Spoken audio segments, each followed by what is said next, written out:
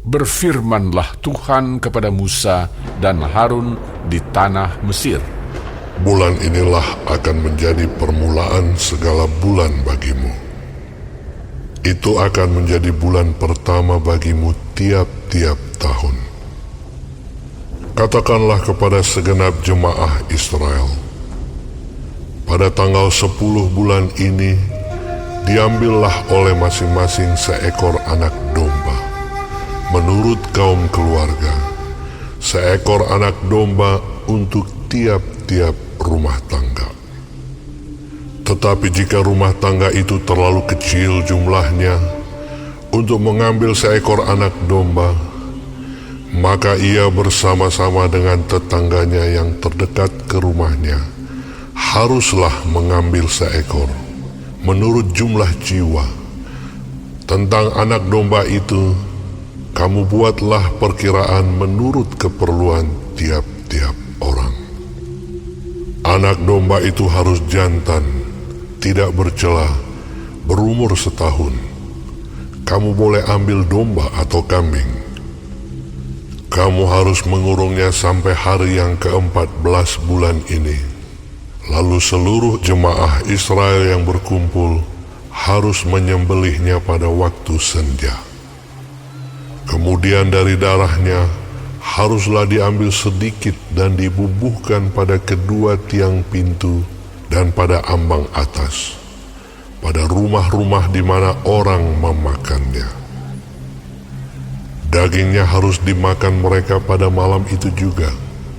Yang dipanggang mereka harus makan dengan roti yang tidak beragi beserta sayur pahit. Janganlah kamu memakannya mentah atau direbus dalam air. Hanya dipanggang di api, lengkap dengan kepalanya dan betisnya dan isi perutnya. Janganlah kamu tinggalkan apa-apa dari daging itu sampai pagi. Apa yang tinggal sampai pagi kamu bakarlah habis dengan api. Dan beginilah kamu memakannya. Pinggangmu berikat, kasut pada kakimu, dan tongkat di tanganmu. Buru-burulah kamu memakannya. Itulah Paskah bagi Tuhan. Sebab pada malam ini, aku akan menjalani tanah Mesir, dan semua anak sulung, dari anak manusia sampai anak binatang, akan kubunuh. Dan kepada semua allah di Mesir, akan kujatuhkan hukuman. Akulah Tuhan. Dan darah itu menjadi tanda bagimu pada rumah-rumah di mana kamu tinggal. Apabila aku melihat darah itu, maka aku akan lewat daripada kamu. Jadi tidak akan ada tulah kemusnahan di tengah-tengah kamu apabila aku menghukum tanah Mesir. Hari ini akan menjadi hari peringatan bagimu. Kamu harus merayakannya sebagai hari raya bagi Tuhan turun-temurun. Kamu harus merayakannya sebagai ketetapan untuk selamanya. Kamu makanlah roti yang tidak beragi 7 hari lamanya. Pada hari pertama pun, kamu buanglah segala ragi dari rumahmu. Sebab setiap orang yang makan sesuatu yang beragi, dari hari pertama sampai hari ke-7, orang itu harus dilenyapkan dari antara Israel. Kamu adakanlah pertemuan yang kudus, baik pada hari yang pertama maupun pada hari yang ke-7. Pada hari-hari itu tidak boleh dilakukan pekerjaan apapun. Hanya apa yang perlu dimakan setiap orang, itu sajalah yang boleh kamu sediakan. Jadi kamu harus tetap merayakan hari raya makan roti yang tidak beragi.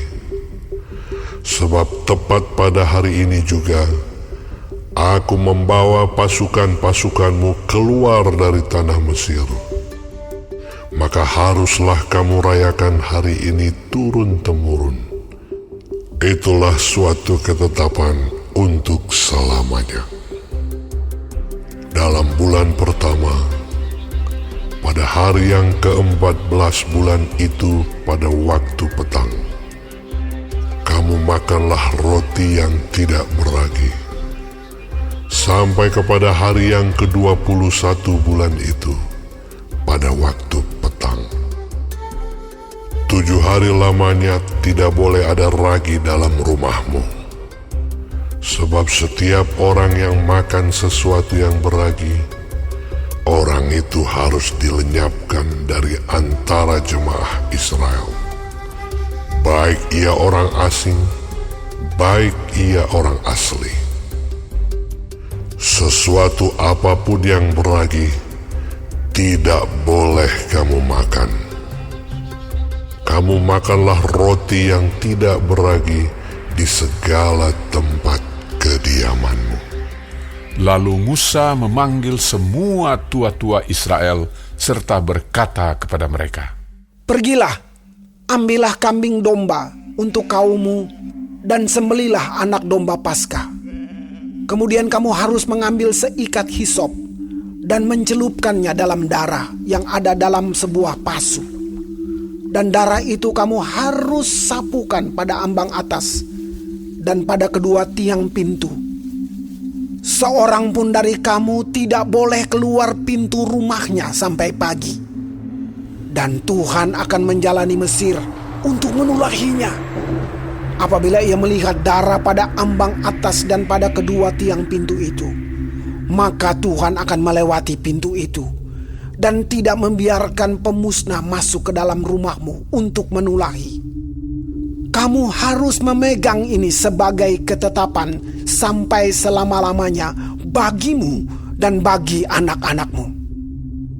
Dan apabila kamu tiba di negeri yang akan diberikan Tuhan kepadamu, seperti yang difirmankannya, maka kamu harus pelihara ibadah ini. Dan apabila anak-anakmu berkata kepadamu, apakah artinya ibadahmu ini?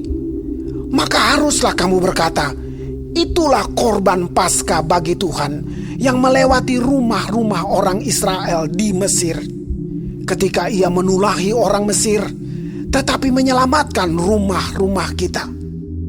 Lalu berlututlah bangsa itu dan sujud menyembah. Pergilah orang Israel lalu berbuat demikian seperti yang diperintahkan Tuhan kepada Musa dan Harun. Demikianlah diperbuat mereka.